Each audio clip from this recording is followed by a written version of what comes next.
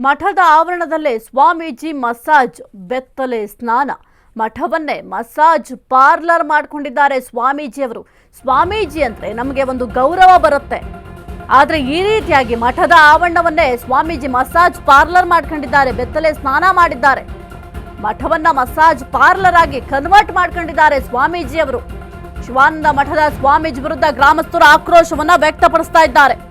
ಮಠದ ಹಣ ಹಿಂದಿರುಗಿಸುವಂತೆ ಸ್ವಾಮೀಜಿಗೆ ಎಚ್ಚರಿಕೆಯನ್ನ ಕೊಟ್ಟಿದ್ದಾರೆ। 10 ಲಕ್ಷ ಹಣ ಕೊಟ್ಟು ಮಠ ತೊರೆಯಿರಿ, ಗ್ರಾಮಸ್ಥರು ಪಟ್ಟು ಹಿಡ್ಕೊಂಡು ಕೂತಿದ್ದಾರೆ। ಕವಲಗೇರಿ ಶಿವಾನಂದ ಮಠದ ಸ್ವಾಮೀಜಿಗೆ ಗ್ರಾಮಸ್ಥರು ಗಡುವನ್ನ ಕೊಟ್ಟಿದ್ದಾರೆ।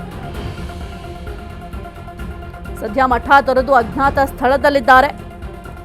ಸ್ವಾಮೀಜಿಯ ವಿಡಿಯೋ ಮಾಡಿದ 2 ಯುವಕರು ಪತ್ತೆಯಾಗಿದೆ।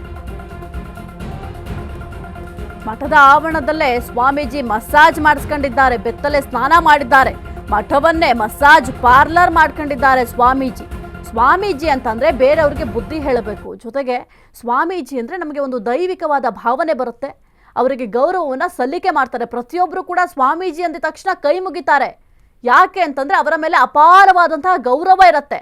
ಆದ್ರೆ ಅದನ್ನ ಇಂತಹ ಸ್ವಾಮೀಜಿಗಳು ಈ ರೀತಿಯಾಗಿ ಏನು ಮಠದ ಆವರಣವನ್ನ ಮಸಾಜ್ ಪಾರ್ಲರ್ ಮಾಡ್ಕೊಳ್ತಾರೆ ಈ ಸ್ವಾಮೀಜಿ ಅಂತಂದ್ರೆ ಇಂಥವರಿಂದ ಬೇರೆ ಸ್ವಾಮೀಜಿಗೂ ಕೂಡ ಅವಮಾನ ಆಗುತ್ತೆ।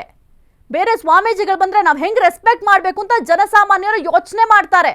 ಕೇವಲ ಒಬ್ರು ಮಾಡೋ ತಪ್ಪಿಗೆ ಬೇರೆ ಉತ್ತಮವಾದಂಥ ಸ್ವಾಮೀಜಿಯವ್ರಿಗೂ ಕೂಡ ಕೆಟ್ಟ ಹೆಸರು ಬರುತ್ತೆ। ನೀವು ಗಮನಿಸ್ತಾ ಇದ್ದೀರಾ ವಿಡಿಯೋವನ್ನ, ಮಠವನ್ನ ಮಸಾಜ್ ಪಾರ್ಲರ್ ಮಾಡ್ಕೊಂಡಿದ್ದಾರೆ, ಸ್ವಾಮೀಜಿ ಮಸಾಜ್ ಮಾಡಿಸ್ಕೊಂಡಿದ್ದಾರೆ, ಬೆತ್ತಲೆ ಸ್ನಾನ ಮಾಡಿದ್ದಾರೆ। ಹಂಗೂ ಕೂಡ ನೀವು ಮಸಾಜ್ ಮಾಡಿಸ್ಕೊಳ್ಬೇಕು ಅಂತಂದ್ರೆ ಮಠದ ಆವರಣವೇ ಬೇಕಾಗಿರ್ಲಿಲ್ಲ ಅಥವಾ ಮಠ ಬೇಕಾಗಿರ್ಲಿಲ್ಲ, ನಿಮಗೆ ಮಸಾಜ್ ಪಾರ್ಲರ್ಗಳಿರುತ್ತೆ, ಸೆಂಟರ್ಗಳಿರುತ್ತೆ, ಅಲ್ಲಿ ಹೋಗಬೇಕಾಗಿತ್ತು ಸ್ವಾಮೀಜಿಯವರು।